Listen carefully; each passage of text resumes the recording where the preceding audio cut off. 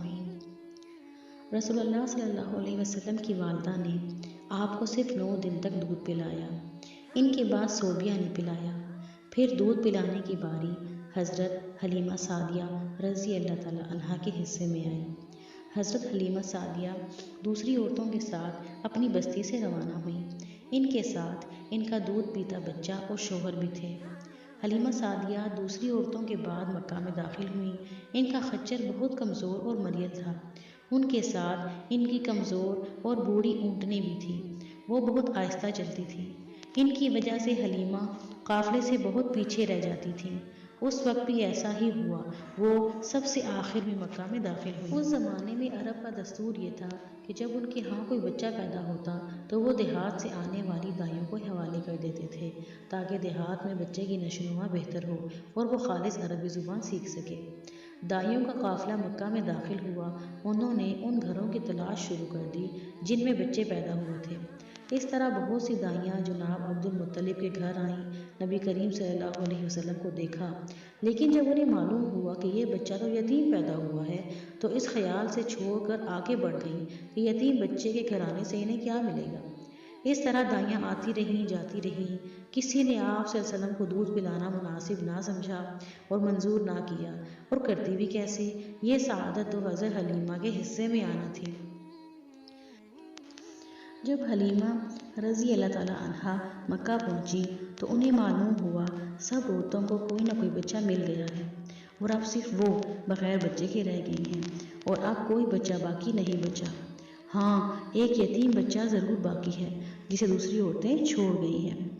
حلیمہ سعدیہ نے اپنے شوہر عبداللہ بن حارث سے کہا، خدا کی قسم مجھے یہ بات بہت ناگوار گزر رہی ہے کہ میں کسی بچے کے بغیر جاؤں اور دوسری سب عورتیں بچے لے کر جائیں۔ یہ مجھے طعنے دیں گی، اس لیے کیوں نہ ہم اسی یتیم بچے کو لے لیں۔ عبداللہ بن حارث بولے، کوئی حرج نہیں، ہو سکتا ہے اللہ اسی بچے کے ذریعے ہمیں خیر و برکت عطا فرما دے۔ چنانچہ حضرت حلیمہ سعدیہ عبد المطلب کے گھر گئیں۔ جناب عبد المطلب اور حضرت آمنہ نے انہیں خوش آمدید کہا۔ پھر آمنہ انہیں بچے کے پاس لے آئیں۔ آپ صلی اللہ علیہ وسلم اس وقت ایک اونی چادر میں لپٹے ہوئے تھے۔ وہ چادر سفید رنگ کی تھی۔ آپ کے نیچے ایک سبز رنگ کا ریشمی کپڑا تھا۔ آپ سیدھے لیٹے ہوئے تھے۔ آپ کے سانس کی آواز کے ساتھ مشک کی سی خوشبو نکل کر پھیل رہی تھی۔ حلیمہ سعدیہ آپ کے حسن و جمال کو دیکھ کر حیرت زدہ رہ گئیں۔ آپ اس وقت سوئے ہوئے تھے۔ انہوں نے جگانا مناسب نہ سمجھا، لیکن جو ہی انہوں نے پیار سے اپنا ہاتھ آپ کے سینے پر رکھا، آپ مسکرا دیے اور آنکھیں کھول کر ان کی طرف دیکھنے لگے۔ حضرت حلیمہ سعدیہ فرماتی ہیں، میں نے دیکھا آپ کی آنکھوں سے ایک نور نکلا جو آسمان تک پہنچ گیا۔ میں نے آپ کو گود میں اٹھا کر آپ کی دونوں آنکھوں کے درمیان جگہ پر پیار کیا۔ پھر میں نے آپ کی والدہ اور عبد المطلب سے اجازت چاہی، بچے کو لیے قافلے میں آئی۔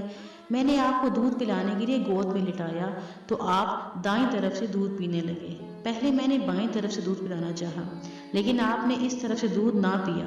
دائیں طرف سے آپ نے فوراً دودھ پیا۔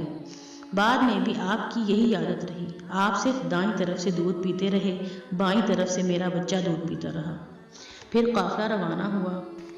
حلیمہ سعدیہ فرماتی ہیں، میں اپنے خچر پر سوار ہوئی، آپ کو ساتھ لیا۔ اب جو ہمارا خچر چلا تو اس قدر تیز چلا کہ اس نے پورے قافلے کی سواریوں کو پیچھے چھوڑ دیا۔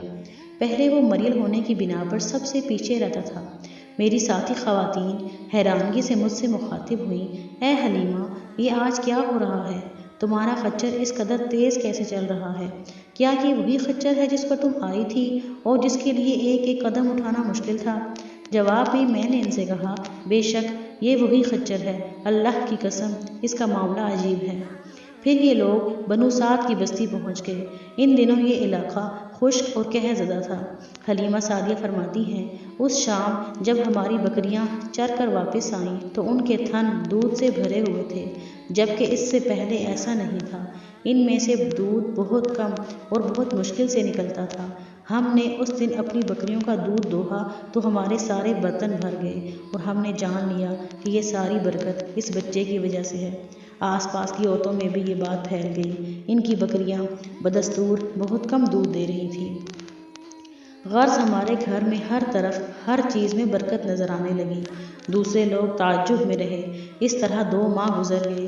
2 ماہ میں ہی آپ چلنے پھرنے لگے۔ آپ 8 ماہ کے ہوئے تو باتیں کرنے لگے اور آپ کی باتیں سمجھ میں آتی تھیں۔ 9 ماہ کی عمر میں تو آپ بہت صاف گفتگو کرنے لگے تھے۔ اس دوران آپ کی بہت سی برکات دیکھنے میں آئیں۔ حلیمہ فرماتی ہیں، جب میں آپ کو اپنے گھر لے آئی تو بنو سعد کا کوئی ایسا گھرانہ نہ تھا جس سے مشک کی خوشبو نہ آتی ہو۔ اس طرح سب لوگ آپ سے محبت کرنے لگے۔ جب ہم نے آپ کا دودھ چھڑایا تو آپ کی زبان مبارک سے یہ الفاظ نکلے، اللہ اکبر کبیرا والحمد للہ کثیرا وسبحان اللہ بکرۃ واصیلا، یعنی اللہ بہت بڑا ہے، اللہ تعالیٰ کے لیے بے حد تعریف ہے اور اس کے لیے صبح اور شام پاکی ہے۔